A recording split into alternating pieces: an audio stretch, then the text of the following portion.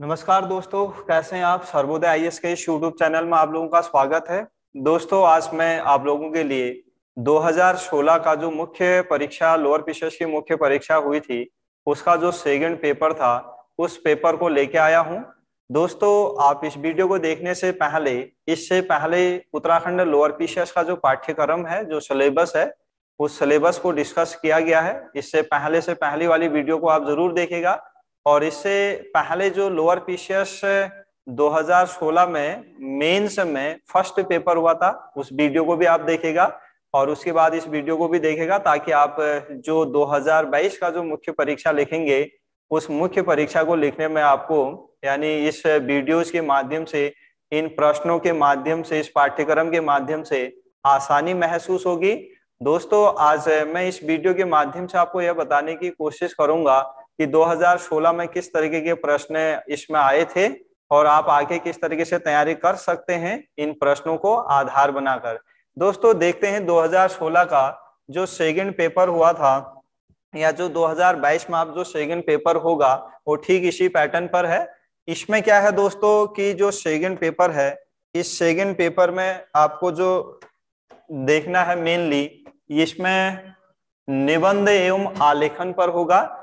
ऐसे and drafting पर ये पेपर है। ये जो पेपर होगा यानी इसके लिए आपको निर्धारित जो समय मिलेगा वो 3 घंटे का समय मिलेगा, 3 आवर्स का इसमें टाइम मिलेगा दोस्तों। और इसमें जो मैक्सिमम जो मार्क्स होंगे, ये मार्क्स आपको कितने मार्क्स का मिलेगा, मैक्सिमम मार्क्स इसमें 200 मार्क्स मिलेंगे। दोस्तों, इस पेपर को जो है इसमें कुछ निर्देश दिए गए हैं। इन निर्देशों को आप देखिए किस तरीके के निर्देश दिए गए हैं, आप चाहें तो इसका स्क्रीनशॉट ले सकते हैं। दोस्तों, इस पेपर में क्या है, पहला जो निर्देश दिया गया है और इसमें यह लिखा गया है कि जो भी प्रश्न हैं ये सभी प्रश्न क्या है, अनिवार्य हैं, अर्थात आपको सभी प्रश्नों को क्या करना है, हल करना है। इसमें क्या क्या दूसरी जो बात है, प्रत्येक प्रश्न के अंक उसके सामने क्या कर दिए गए होंगे, इंगित कर दिए गए होंगे। जो भी प्रश्न होगा कितने नंबर का है उसके सामने लिखा गया होगा। और प्रश्न संख्या 1 का उत्तर जो है, जो क्वेश्चन नंबर 1 होगा, इसका आंसर आप हिंदी या अंग्रेजी में दिया जा सकता है, हिंदी या अंग्रेजी में आप दे सकते हैं। यानी एक प्रश्न के सभी भागों का उत्तर जो है अनिवार्य तो जो है एक ही साथ आपको देना है, उसको एक ही जगह पर उसका आंसर आपको देने हैं। दोस्तों, उसके बाद इसमें जो नेक्स्ट जो इसमें नोट में दिया गया है, पत्र लेखन में जो लेटर राइटिंग आप करेंगे उस पत्र लेखन में जो है आपने पत्र लेखन में अपना नाम, अनुक्रमांक यानी पता, ये 3 चीज आपको नहीं लिखने हैं। यदि अनिवार्य हो, यदि कंपलसरी है तो आप क्या कर सकते हैं, XYZ या क्षौत्रज्ञों लिख सकते हैं।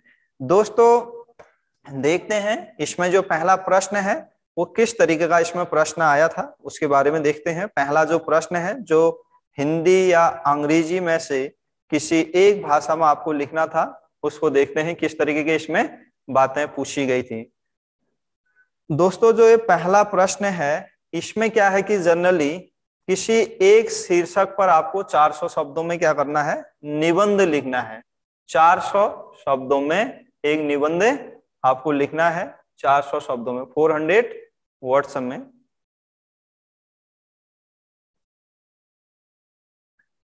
इसमें टॉपिक दिए गए हैं, इन टॉपिकों के आधार पर ही आपको क्या करना है, इन्हीं में से एक टॉपिक पर आपको निबंध लिखना है। इससे पहले दोस्तों मैंने जिस दिन सिलेबस, जिस वीडियो में सिलेबस को डिस्कस किया है, उस वीडियो में एक एक टॉपिक आपको डिस्कस किए हैं, किस तरीके के वहां पर यानी कि बातें थी, उन बातों को एक बार जरूर आप देखिएगा। ये जो क्वेश्चन नंबर फर्स्ट है, इस फर्स्ट क्वेश्चन में क्या करना है कि किसी एक शीर्षक पर लगभग 400 शब्दों में क्या करना है, आपको निबंध लिखना है। इसमें टॉपिक दिए हैं किसी एक शीर्षक पर, सभी पर नहीं, किसी एक शीर्षक पर कितने वर्ड्स में लिखना है, 400 शब्दों में। और इसके लिए मार्क्स नंबर कितने मिलेंगे आपको, 50 नंबर का ये आपका ऐसे होगा। इसमें क्या है, साहित्य और मानव मूल्य, एक पहला एक टॉपिक दिया है, साहित्य और मानव मूल्य। दोस्तों, इस वीडियो को देखने से पहले जरूर आप सिलेबस डिस्कशन वाले वीडियो को देखिए। और दूसरा इसमें जो टॉपिक दिया है, भारतीय राजनीति में महिलाओं की क्या भूमिका है, महिलाओं की भूमिका के बारे में। इसमें ही तीसरा जो टॉपिक दिया है उसमें क्या है, उत्तराखंड में पर्यटन संभावनाएं, और पर्यटन संभावना के साथ एक अगला जो टॉपिक है प्रदूषण नियंत्रण में एनजीओ की भूमिका। उसके साथ साथ क्या किया है, विज्ञान वरदान या अभिशाप। और उसके बाद जो टॉपिक दिया उत्तराखंड में भूस्खलन और बांध वाला। इनमें से आपको क्या करना है, किसी एक टॉपिक पर ऐसे लिखना था। दोस्तों ऐसे लिखते समय आपको तीन चीजें ध्यान रखनी है ऐसे में, कि एक तो बात यह है कि ऐसे का इंट्रो में क्या लिखा जाए। इंट्रो में आपको एक वीडियो के माध्यम से बताऊंगा किस तरीके से आपका ऐसे को आपको लिखना है और कैसे लिखना। 2016 में जो लोअर पीसीएस मेंस का सेकंड पेपर था उसमें किस तरह के प्रश्न आए हैं, उन्हीं प्रश्नों पर आज चर्चा करूंगा। तो इसमें एक तो आपको क्या करना था कि इंट्रो जो है, इंट्रो के बारे में देखना है। दूसरा कि फिर ऐसे की बॉडी में क्या जाए, और बॉडी के बाद इसका कंक्लूजन किस तरीके का हो, ये विशेषकर आपको ध्यान रखना है। और लिखना कितने शब्दों में, इंट्रो के साथ, बॉडी के साथ, कंक्लूजन के साथ 400 शब्द में। 410 415 शब्द हो सकते हैं, 390 तक भी आप लिख सकते हैं शब्दों को। तो ये कितने नंबर मिलेंगे आपको, 50 नंबर मिलेंगे। किसी एक ही शीर्षक पर आपको लिखना है, हिंदी या अंग्रेजी जो भी आप भाषा को सिलेक्ट करते हैं।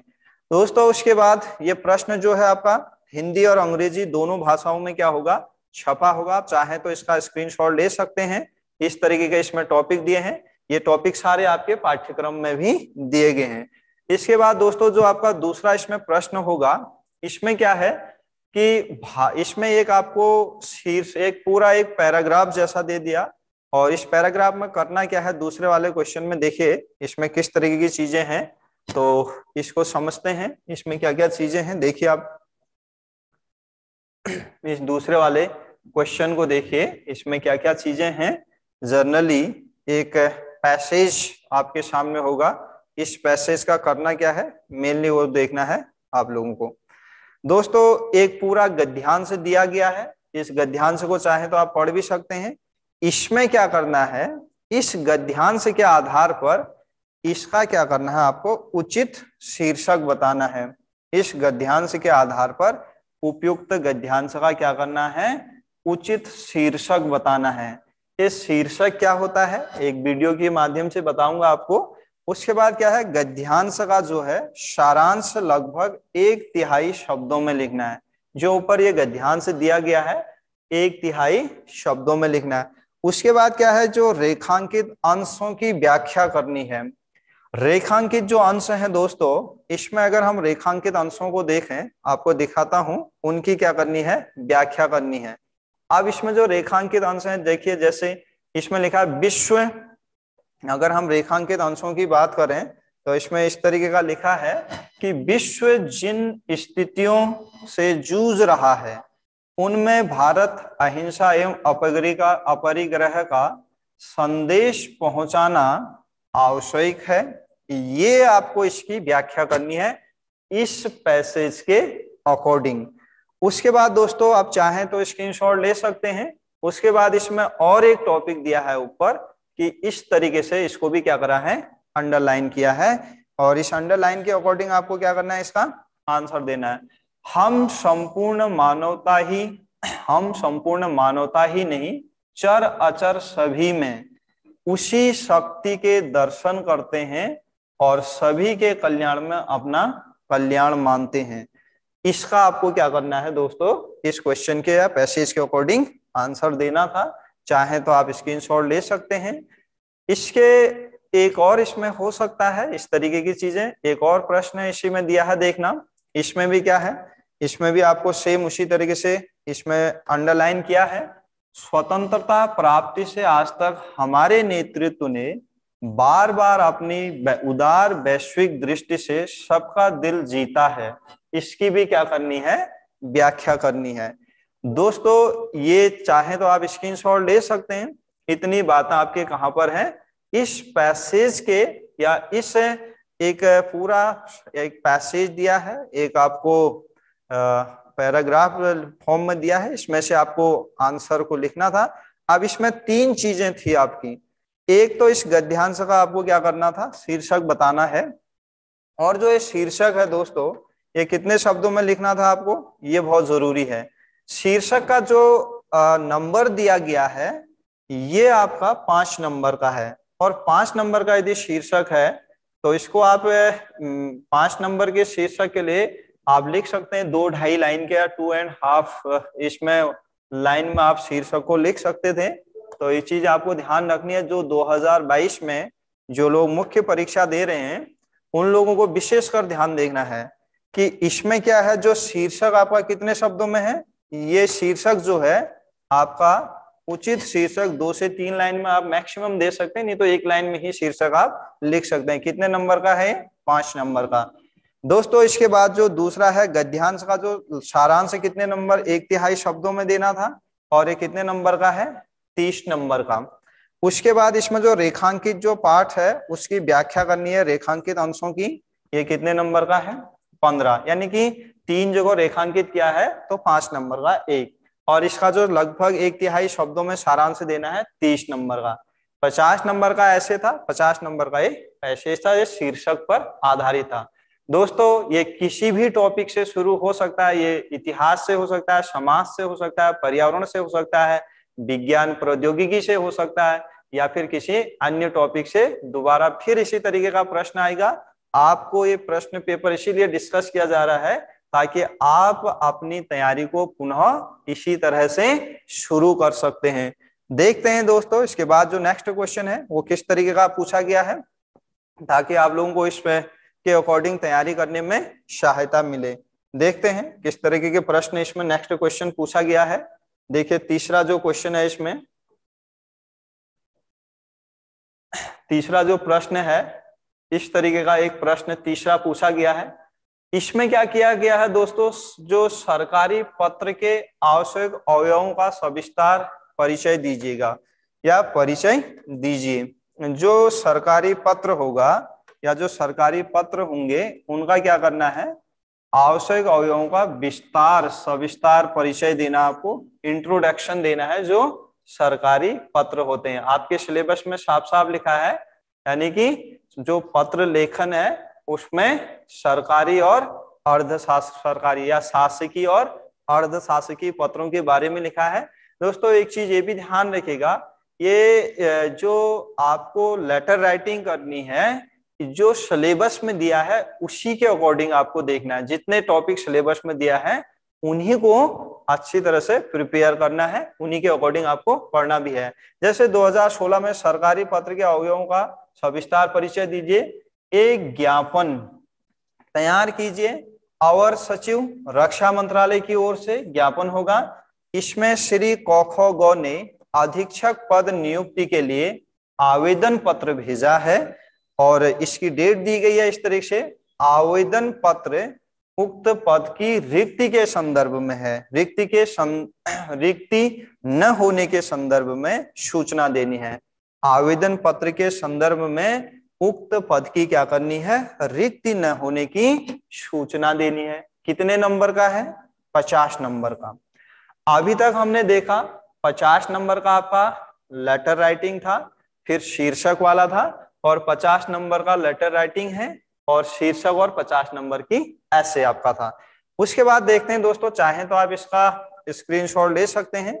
इसमें कौन सा नेक्स्ट क्वेश्चन किस तरीके का है उसको भी समझने की कोशिश करते हैं, उसमें क्या पूछा गया है। दोस्तों इसमें फिर से क्या करा है, एक आपको टॉपिक दिया है, इस टॉपिक में क्या चीजें हैं इसको देखते हैं। प्रस्तुत हिंदी गद्यांश का अंग्रेजी में अनुवाद कीजिए। एक गद्यांश दिया है और ये गद्यांश चाहे तो आप स्क्रीनशॉट ले सकते हैं, और इस गद्यांश को आपको फिर से पुनः ऐसा ही एक गद्यांश आएगा और इसका करना क्या है, ये जो हिंदी का गद्यांश है इसका अंग्रेजी में अनुवाद करना है। गद्यांश हिंदी का है और इस हिंदी के गद्यांश का अंग्रेजी में क्या करना है, अनुवाद करना है। कितने नंबर का है? 25 मार्क्स का, यानी 25 नंबर का।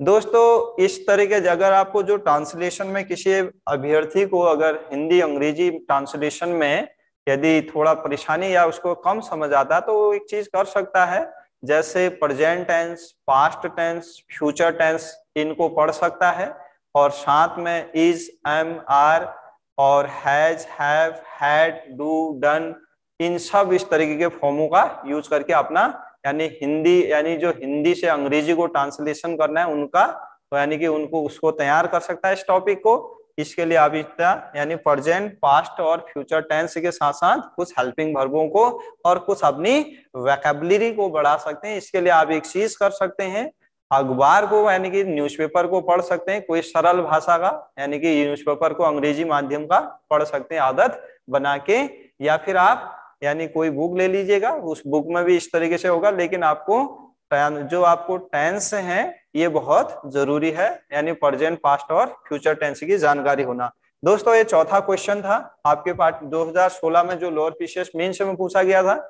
इसके बाद देखते हैं नेक्स्ट पेपर, नेक्स्ट क्वेश्चन जो है वो किस तरीके का पूछा गया है। दोस्तों 2016 में जो नेक्स्ट क्वेश्चन है, क्वेश्चन नंबर 5, इस क्वेश्चन में क्या करा है, फिर से एक गद्यांश दिया गया है और उस गद्यांश का आपको करना क्या है, एक गद्यांश दिया है दोबारा फिर से, पहले हिंदी का अंग्रेजी में करना था और अब जो है एक गद्यांश लिखा है अंग्रेजी में, और इस अंग्रेजी के गद्यांश का क्या करना है, हिंदी में अनुवाद करना है दोस्तों। यानी कि ये भी कितने नंबर कितने का है, 25 नंबर का, और करना क्या है, अंग्रेजी गद्यांश का हिंदी में अनुवाद करना है। तो ये चाहे तो आप इसका स्क्रीनशॉट ले सकते हैं। अगला जो पेपर होगा 2022 में मेंस लोअर पीसीएस का, उसमें ठीक इसी तरीके के प्रश्न पूछे जाएंगे। तो मैक्सिमम इसमें कितने प्रश्न पूछे गए, 5 प्रश्न है। तो सभी प्रश्नों का उत्तर देना क्या है, अनिवार्य था। तो दोस्तों ध्यान रखिएगा किस तरीके आपका ये पेपर था 2016 का, और आप इसका चाहें तो स्क्रीनशॉट ले सकते हैं, किस तरीके के प्रश्न थे ये आपके सामने डिस्कस किया मैंने। और दोस्तों ये वीडियो यदि आपको अच्छा लगा तो आप लाइक और सब्सक्राइब जरूर करिएगा, ताकि आपके अगली वीडियो जल्दी से जल्दी मैं लेके आऊं। और दोस्तों इसमें कुछ अभ्यर्थियों का यह प्रश्न था कि सर इसके लिए लोअर पीसीएस के लिए बुक कौन सी पढ़ें। दोस्तों इसमें बुक जो है आप जो इससे मैंने पहली वीडियो बनाई थी लोअर पीसीएस वाले सिलेबस वाली, उस सिलेबस के अकॉर्डिंग कि किसी एक किताब में वो सारा सिलेबस आपका कवर नहीं है, फिर भी आप क्या कर सकते हैं, यानी कि जैसे जैसे आपका सिलेबस जहां से भी जिस टॉपिक को कवर होता है, जिस बुक से भी कवर होता है, उसके अकॉर्डिंग आप किताबें खरीद सकते हैं। और किसी एक बुक में ये सारा सिलेबस आपका कवर नहीं होगा। और आप चाहें तो सर्वोदय आईएएस की टीम इस पर वर्क भी कर रही है, आप सर्वोदय आईएएस से जुड़ सकते हैं। ऑनलाइन और ऑफलाइन हमारे बैचेज शुरू हो चुके हैं 16 दिसंबर से, आप ऑनलाइन और ऑफलाइन बैच में जुड़ सकते हैं। आपको यदि इससे लाभ मिल सकता है और लाभ मिलेगा जरूर, आइए हमसे मिलिए और सपोर्ट लीजिएगा। और सर्वोदय आईएएस आपके लिए प्रॉपर वर्क कर रहा है। तो दोस्तों मिलता हूं आपको नेक्स्ट वीडियो में, और अपनी तैयारी को बेहतर करिए और अच्छी मेहनत करिए, लगन के साथ करिए, और जरूर आप लोगों का सिलेक्शन होगा। और मेहनत को अच्छी तरह से करिए और सिलेबस को ध्यान में रखते हुए पाठ्यक्रम के अनुसार डेली 3 से 4 क्वेश्चन आंसर, 3-4 क्वेश्चनों को या प्रश्नों का यानी कि क्वेश्चन बनाने के बाद उनके आंसर लिखने की कोशिश करिए। जैसे 100 वर्ड्स में है यानी 25 वर्ड्स में है, और किसी एक ऐसे को तैयार करने की कोशिश करिए। दोस्तों जल्दी ही मैं किसी एक वीडियो के माध्यम से फिर आपको एक आपकी जो कुछ समस्याएं होंगी उन समस्याओं का समाधान करने के लिए आऊंगा। तब तक के लिए नमस्कार, थैंक यू।